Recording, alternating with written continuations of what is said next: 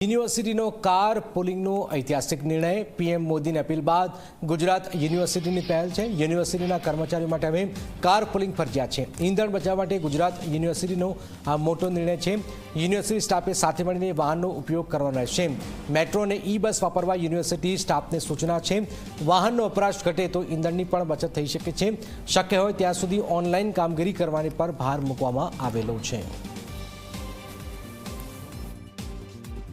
આખો વિશ્વ આજે એક ગ્લોબલ ક્રાઇસિસમાંથી પસાર થઈ રહ્યો છે।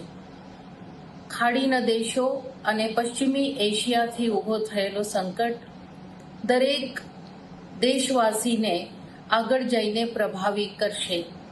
એના સંદર્ભમાં અમારા માનનીય પ્રધાનમંત્રીજીએ એક અપીલ મૂકી છે સમસ્ત ભારતવાસીઓને, અને એ અપીલને માન રાખીને અમે ગુજરાત યુનિવર્સિટીમાં એક નિર્ણય લીધું છે।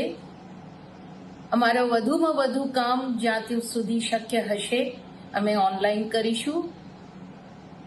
ઓછામાં ઓછા વાહનોનો પ્રયોગ થાય એવા પ્રયત્નો પણ કરીશું, અને કદાચ આવાગમનની જરૂર પડે તો બનતા સુધી કારપૂલ અને શેરિંગ વાહનો દ્વારા જ અમે ફ્યુએલ વાપરીશું।